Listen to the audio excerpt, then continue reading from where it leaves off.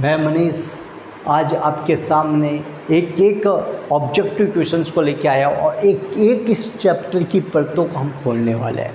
बस आप मेरे साथ बने रहिए और एक क्वेश्चन को आप अपनी नोटबुक के अंदर नोट करते जाना।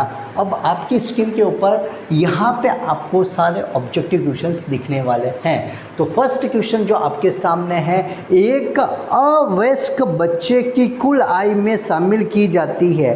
एक अवयस्क बच्चे की कुल आय में शामिल की जाती है। Income of minor child is included in the total income of minor child is included in the total income of. एक अवयस्क बच्चे की आय कुल आय में शामिल की जाती है। ऑप्शन नंबर ए है संपत्ति के हस्तांतरणकर्ता की, transferor of the assets. Option number B है उसके पिता की, फादर। तो ऑप्शन नंबर 3 है माता और पिता जिसकी आय अधिक हो। ऑप्शन नंबर 4 है नन ऑफ दीज, इनमें से कोई नहीं। तो अवयस्क बच्चे की आय होती है माइनर चाइल्ड की इनकम। याद रखो, मैंने जब माइनर चाइल्ड बताया था मैंने कहा था फादर एंड मदर अगर दोनों साथ में रहते हैं तो जिसकी इनकम अधिक होगी उसकी इनकम में ऐड किया जाएगा। अगर दोनों अलग अलग रहते हैं, ध्यान रखना, दोनों अलग अलग रहते हैं तो जो बच्चे का भरण और पोषण क्या करता है, जो बच्चे का भरण और पोषण करता है उसकी इनकम में ऐड किया जाएगा। अंडर सेक्शन 1032 के तहत एग्जम्पशन कितनी मिलेगी, उसमें 1500 रुपये तक की एग्जम्पशन मिलेगी। तो ये तीनों बातों में से कौन सी बात आपकी यहाँ पे है, ये फादर और मदर दोनों में से जिसकी इनकम अधिक होगी उसकी आय में सम्मिलित किया जाएगा। ऑप्शन नंबर सी आपके राइट होता है। आई बात समझ में, किसी को कोई तकलीफ? मैंने कहा ना कि परीक्षा की खोपड़ी में छेद करेंगे। पेपर वास्तव में बहुत हल्का होता है और वास्तव में मैं समझाऊंगा कि पेपर कितना हल्का होता है। एक प्रश्न को हम खोल के रख देंगे तो फिर उससे बाहर क्या आएगा। शिक्षा वो शेरनी का दूध है, जो जितना पिएगा वो उतना ही ज़्यादा चहकेगा। तो वास्तव में यही है कि आप टैक्स भी वही शेरनी का दूध है, जो जितना पिएगा उसको उतना ही ज़्यादा चहकने का आनंद आएगा। तो एक प्रोविज़न वाली क्लास देख लो और उसके बाद में ये क्वेश्चन वाली क्लास अटेंड कर लो, एक भी सवाल आपसे नहीं छूटेगा। तो फर्स्ट क्वेश्चन नंबर के बाद में सेकंड क्वेश्चन नंबर 2, जो क्वेश्चन नंबर 2 है वो है आय शामिल की जाएगी, बस शर्त है संपत्ति का हस्तांतरण खंडनीय है। Clubbing in case of transfer of the assets is revocable. Option number A हस्तांतरी की आय में income of transferee. Option number 2 B हस्तांतरण से 6 वर्ष तक कर मुक्त, exempt for 6 year from transfer. Option number C हस्तांतरी की मृत्यु के पश्चात हस्तांतरणकर्ता की आय। और option number D in income of transferor, हस्तांतरणकर्ता की आय में, इन इनकम ऑफ ट्रांसफरर हस्तांतरणकर्ता की आय में। अब देखो आपको इसने बोला है रिवोकेबल इनकम ट्रांसफ़र की जाएगी। खंडनीय हस्तांतरण मैंने पहले ही बताया था, खंडनीय हस्तांतरण याद रखना 61, 62, 61 में आता है खंडनीय हस्तांतरण किया जाएगा। तो खंडनीय हस्तांतरण की दशा में ऐसी इनकम ट्रांसफरर की आय में, संपत्ति के खंडनीय हस्तांतरण की दशा में हस्तांतरण से होने वाला लाभ हमेशा ट्रांसफरर की आय में सम्मिलित किया जाता है, हस्तांतरणकर्ता की आय में सम्मिलित किया जाता है। और अंडर सेक्शन 63 के अंदर खंडनीय हस्तांतरण का मीनिंग अर्थात अर्थ पूछा जाता है। क्या पूछा जाता है? मीनिंग या अर्थ पूछा जाता है। आई बात समझ में? तो अंडर सेक्शन 61 ये कहता है इनकम ट्रांसफरर की आय में सम्मिलित की जाएगी। यहाँ ट्रांसफर कौन सा होगा? ऑप्शन नंबर डी, क्लिक कर दो डी के ऊपर। कोई problem? Question number 3, question number 3 आपके सामने जो दे रखा है वो है आपके पास, जब एक अवयस्क बच्चे की आय माता अथवा पिता की आय में शामिल की जाती है तो अवयस्क बच्चे की आय अगर माता और पिता की आय में शामिल की जाती है तो माता और पिता को कितनी राशि की कटौती मिलेगी?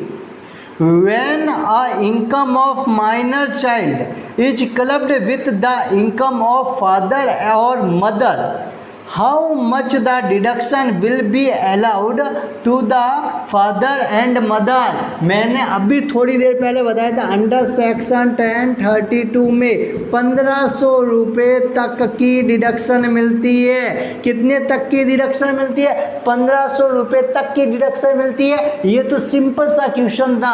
अगर आपको घुमा के पूछे कौन से सेक्शन में ये डिडक्शन मिलती है तो लिखोगे धारा 1032 के अंदर ये डिडक्शन मिलती है। मैंने कहा 1500 रुपये तक की डिडक्शन मिलती है और पूछ ले कि कौन से सेक्शन में ये डिडक्शन मिलती है तो धारा 1032 में ये डिडक्शन मिलती है। इससे टफ क्या बनाएगा वो?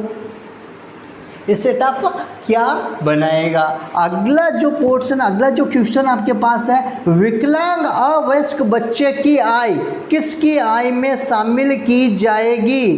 कौन से? विकलांग अवयस्क बच्चे की आय किसकी आय में शामिल की जाएगी?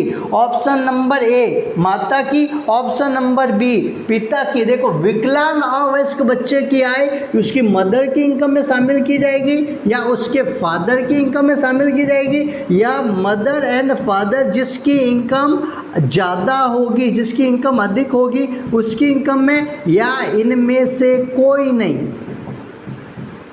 इनमें से कोई नहीं। अब बताओ इसका आंसर क्या होना चाहिए? मैं बताता हूँ। अभी मैंने सबसे फर्स्ट क्वेश्चन करवाते ही मैंने आपको बोला था अवयस्क, अवयस्क कहीं पे भी लिखा हुआ आ जाए, माइनर कहीं पे भी लिखा हुआ आ जाए। क्या लिखा हुआ आ जाए? माइनर कहीं पे भी लिखा हुआ आ जाए, अवयस्क कहीं पे भी लिखा हुआ आ जाए तो अपने आप से पूछो कि बच्चा अवयस्क है तो अवयस्क बच्चे की आय, अगर अवयस्क बच्चे की आय, अवयस्क बच्चे की आय तो फादर और मदर जिसकी इनकम अधिक हो उसमें शामिल होती है। लेकिन इसका अपवाद लिखा हुआ आ जाए, इसका एक्सेप्शन लिखा हुआ आ जाए, अवयस्क कैसा है? विकलांग है। अवयस्क कैसा है? विकलांग है, हैंडीकैप्ड है। और हैंडीकैप्ड माइनर बच्चे की आय किसी में भी इंक्लूड नहीं की जाती। No father no mother, only self.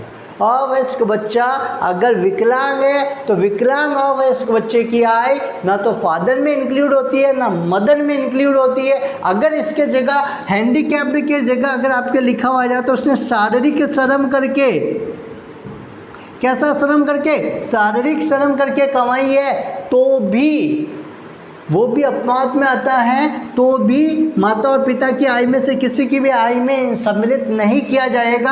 अगर आपके ये लिखा हुआ आ जाए, क्या लिखा हुआ आ जाए? अगर ये लिखा हुआ आ जाए उसने अपनी कला से, अपनी बुद्धिमत्ता से, अपने चातुर्य से, अपने इंटेलिजेंस से अगर कोई आय अर्जित की है तो भी माता और पिता दोनों में से किसी की आय में सम्मिलित नहीं किया जाएगा।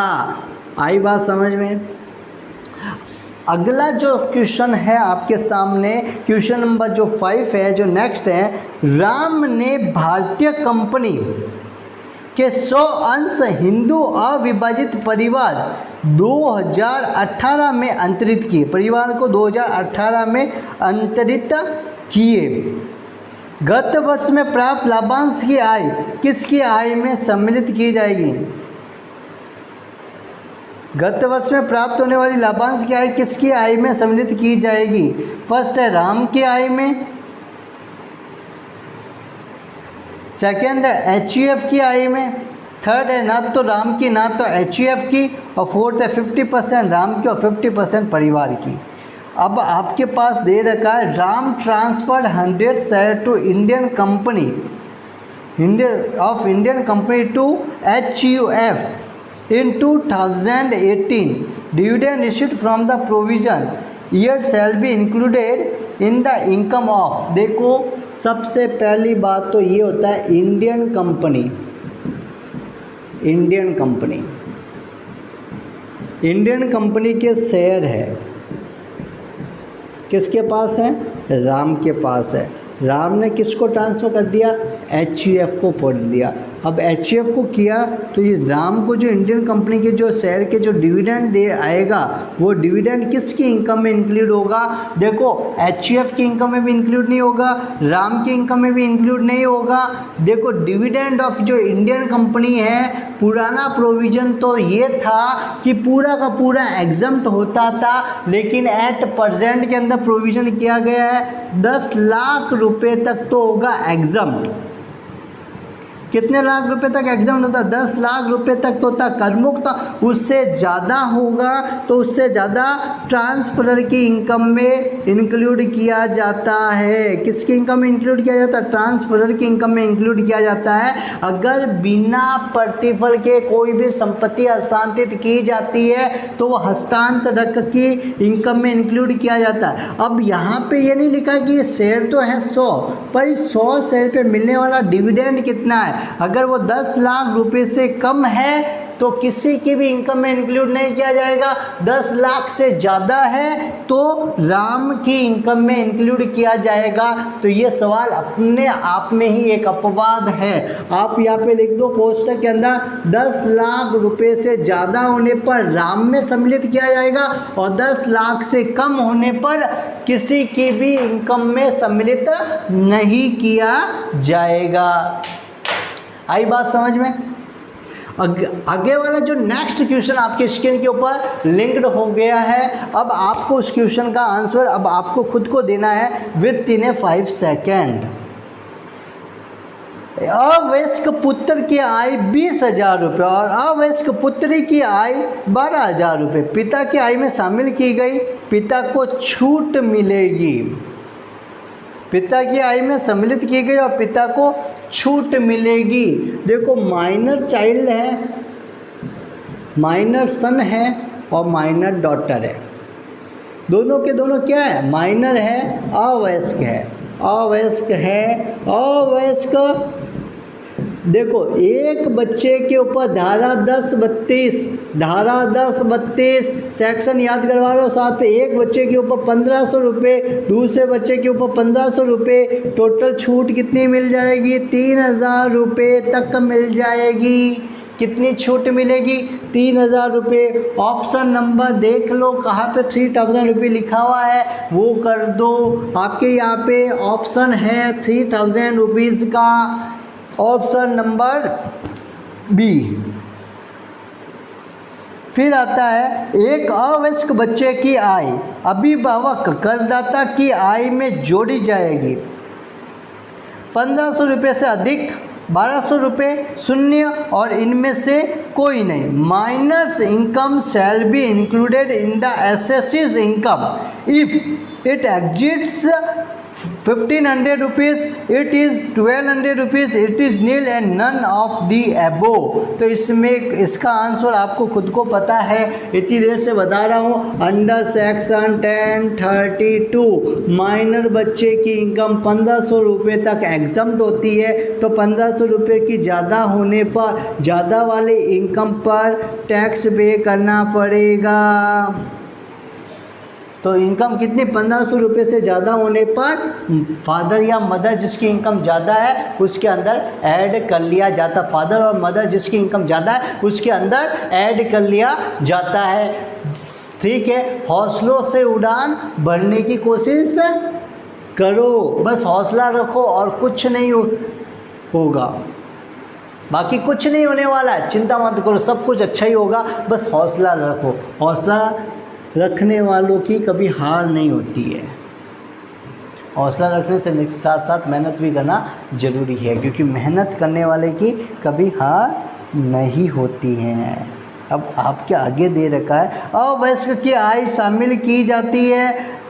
Miners income is clubbed, minor's income is clubbed. अवयस्क बच्चे की आय सम्मिलित की जाती है। किसमें की जाती है? पिता की आय में, माता की आय में, पिता और माता जिसकी आय ज़्यादा है, पिता और माता दोनों की आय में। क्वेश्चन नंबर 8 का आंसर आप खुद दे दोगे। मैंने कब से बता रखा कि फादर एंड मदर दोनों की इनकम जिसकी ज़्यादा होगी उसमें एक माइनर बच्चे की इनकम को इंक्लूड किया जाता है। आय का मिलान क्लबिंग से संबंधित धाराएं हैं। आय के मिलान से संबंधित धाराएं हैं, तो देखो धाराएं कौन कौन सी है आपके section 60 to 69, 60 to 64, 60 to 67, 68 to 69। पहली बात तो ये डीम्ड इनकम, देखो सेक्शन सारे बता देता हूँ। डीम्ड इनकम के कितने सेक्शंस हैं? डीम्ड इनकम के तो आ जाते हैं 60 से लगाकर 69D तक डीम्ड इनकम है। अब क्लबिंग ऑफ इनकम जिसको हम कहते हैं आय का मिलान आपके पास अंडर सेक्शन 60 से लगाकर 64 तक हो जाता है। एंड अंडर सेक्शन 60 to 64 18 तक जाके ये एंड हो जाता है 64 का। तो आपके 60 to 64 है आय के मिलान का। क्लबिंग ऑफ इनकम का डीम्ड इनकम के सेक्शन में पूछे तो 60 to 69D तक होते हैं। कोई प्रॉब्लम? इसलिए मैंने सेक्शन वाइज करवाया था कि एक चीज़ आपके यहाँ पे क्लियर होती चले। अब अगला जो नेक्स्ट क्वेश्चन आपके सामने बनता है, निम्न सीमा तक अवयस्क की आय माता पिता की आय में सम्मिलित नहीं की जाती है। The income of minor is not included in the parents income following limit. कौन सी लिमिट तक नहीं की जाती है? 10, 32, 1500 रुपये तक का एग्जम्प्ट है, और ये एग्जम्प्ट लिमिट तक का फादर एंड मदर में इंक्लूड नहीं की जाती है। फादर एंड मदर में एक्सेस इनकम एक्सीडिंग 1500 रुपीज़ को इंक्लूड किया जाता है। एक्सेस इनकम को इंक्लूड किया जाता है। फिर आपके जो लास्ट आता है, अवयस्क विवाहित पुत्री की आय income arising to a minor married daughter is. अवयस्क विवाहित पुत्री के हाथों में कर योग्य to be assessed in the hands of minor married daughter माता या पिता की आय में शामिल की जाएगी जिसकी आय जोड़े बिना अधिक होगी। कर पूर्णतः कर मुक्त है। पति की आय में शामिल की जाएगी जो वयस्क है। अवयस्क विवाहित पुत्री की आय, देखो अवयस्क विवाहित पुत्री की आय होती है तो उसके माता और पिता उन दोनों में से, मैंने कहा बच्चा अवयस्क है चाहे वो विवाहित हो या अविवाहित, बच्चा कैसा होना चाहिए? अवयस्क हो, माइनर होता है, जो चाहे उसकी मैरिड हो या अनमैरिड हो, माता और पिता दोनों के साथ में रहता है तो दोनों की इनकम में से जिसकी इनकम ज़्यादा होगी उसकी इनकम में ऐड किया जाएगा। आई बात समझ में? तो ऑप्शन नंबर बी आपका यहाँ पे आंसर हो जाता है। तो यहाँ तक किसी को कोई प्रॉब्लम? यहाँ तक कोई प्रॉब्लम नहीं है तो हम मिलेंगे अब अगली नेक्स्ट क्लास के अंदर। तब तक के लिए बाय। और आप सब लोगों से बस इतनी सी गुजारिश है कि ज़्यादा से ज़्यादा इसको अच्छे से पढ़ें और अच्छे से देखिए, नोट डाउन करें एक एक प्रश्न, एक एक क्वेश्चन, एक एक प्रोविज़न। मेरी गारंटी है कि एक भी सवाल आपसे छूटेगा नहीं। टैक्स को इस बार हमें धूल चटानी है और धूल चटा के रहेंगे। तो एक बात ध्यान रख लेना, क्लियर कर देता हूँ कि जो मैंने बता दिया उससे बार आपको एक भी नहीं आएगा सवाल। जिस चैप्टर से मैंने जो क्वेश्चन मैंने बता दिया उससे बार आपको नहीं पूछा जाएगा। तो आपको यही काम करना है कि इसको आराम से नोट डाउन करना है, इसको रीड करना बार।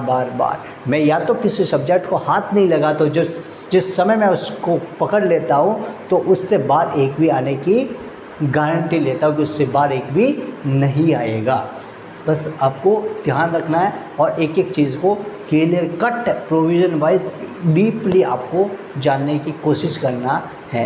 चलो ठीक है, हम मिलते हैं नेक्स्ट क्लास में। आपसे इतनी सी गुजारिश है, अब ज़्यादा से ज़्यादा शेयर कीजिए, ज़्यादा से ज़्यादा लाइक कीजिए और ज़्यादा से ज़्यादा आप सब्सक्राइब करने की कोशिश कीजिए।